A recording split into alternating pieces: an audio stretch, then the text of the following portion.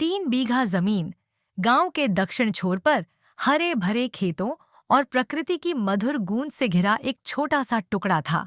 3 बीघा जमीन। यह जमीन अपनी उपजाऊ मिट्टी और प्राकृतिक सुंदरता के लिए पूरे गांव में प्रसिद्ध थी। लेकिन इसकी ख्याति केवल इसकी हरियाली तक सीमित नहीं थी।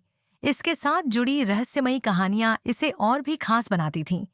यह जमीन बलदेव सिंह की थी, एक साधारण और मेहनती किसान जो अपनी ईमानदारी और परिवार के प्रति समर्पण के लिए जाना जाता था। बलदेव सिंह के 3 बीघा खेत उनके गर्व और जीवन यापन का साधन थे। उनकी मेहनत और लगन का हर पौधा गवाह था। हर पत्ता, हर गेहूं का डंठल झुककर उनके प्रति कृतज्ञता जताता। उनके लिए यह जमीन सिर्फ मिट्टी और फसल नहीं थी, यह उनकी पहचान, उनकी विरासत और उनके बच्चों के लिए उपहार थी। सरोज, उनकी पत्नी, उनके साथ कंधे से कंधा मिलाकर खेतों में काम करती। वे दोनों मिलकर यह सपना देखते कि उनके बच्चे अर्जुन और गीता भी इस जमीन को उसी श्रद्धा और आशा के साथ देखें। लेकिन उनकी खुशी के इस आसमान में ठाकुर रणवीर सिंह की लालच की छाया थी। ठाकुर ने इस उपजाऊ जमीन पर नजर गड़ा रखी थी। वह इसे अपनी जागीर में शामिल करना चाहता था। ठाकुर का लालच। ठाकुर रणवीर सिंह किसी से डरता नहीं था। उसकी दौलत और ताकत के आगे गांव वाले झुकने को मजबूर थे। लेकिन बलदेव अपने फैसले पर अडिग थे। वह सीधा कह देते, यह जमीन बिकाऊ नहीं है। ठाकुर को यह सुनकर गुस्सा आता और उसने धमकियों का सहारा लिया। एक दिन उसके आदमियों ने बलदेव के खेतों में तबाही मचा दी। फसलें कुचल दी गईं और चारों तरफ बर्बादी का मंजर था। दूर खड़ा अर्जुन यह सब देख रहा था।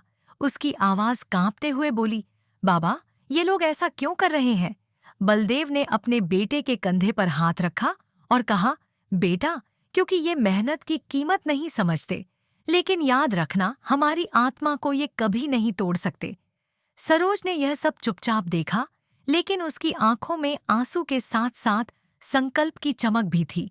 वह बुदबुदाई, हम फिर से बोएंगे और इस बार सिर्फ फसल नहीं, हिम्मत भी उगाएंगे। रहस्य का खुलासा एक रात जब बलदेव अपने खेतों की रखवाली कर रहे थे, उन्होंने कुछ अजीब देखा। जमीन से हल्की रोशनी निकल रही थी।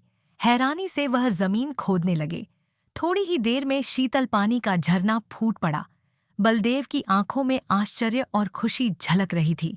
यह पानी साधारण नहीं था, यह पवित्र और जीवनदायक था।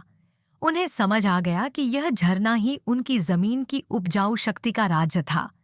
अगली सुबह बलदेव ने गांव वालों को बुलाया। यह पानी सिर्फ हमारी नहीं, पूरे गांव की संपत्ति है। हम इसे सबके भले के लिए इस्तेमाल करेंगे। गांव वालों ने बलदेव की ईमानदारी और निष्ठा की सराहना की। संघर्ष और एकता। लेकिन ठाकुर रणवीर सिंह को यह मंजूर नहीं था। उसने जमीन हथियाने के लिए कानूनी दबाव डाला। उसने अपने प्रभाव का इस्तेमाल करते हुए अधिकारियों को रिश्वत दी। लेकिन बलदेव ने हार नहीं मानी। उन्होंने गांव वालों को इकट्ठा किया और अपनी लड़ाई को और मजबूत किया। गांव वालों ने एकजुट होकर गांव की पंचायत का सहारा लिया।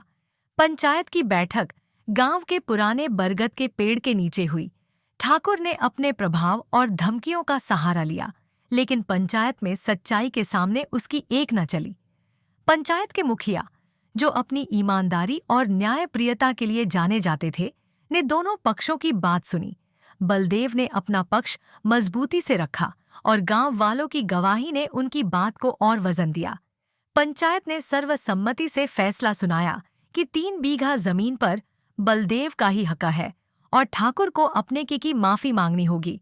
साथ ही ठाकुर को जो नुकसान पहुंचाया गया था, उसकी भरपाई भी करनी पड़ी। अंतिम जीत। पंचायत के इस निर्णय ने गांव वालों में नई उम्मीद और एकता की भावना भर दी। ठाकुर रणवीर सिंह को न सिर्फ अपनी हार माननी पड़ी, बल्कि उसने जो नुकसान पहुंचाया था, उसकी भरपाई भी करनी पड़ी।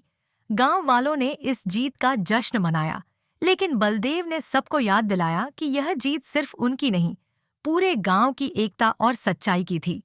3 बीघा जमीन अब सिर्फ खेत नहीं थी, यह गांव की ताकत, एकता और संघर्ष की मिसाल बन चुकी थी।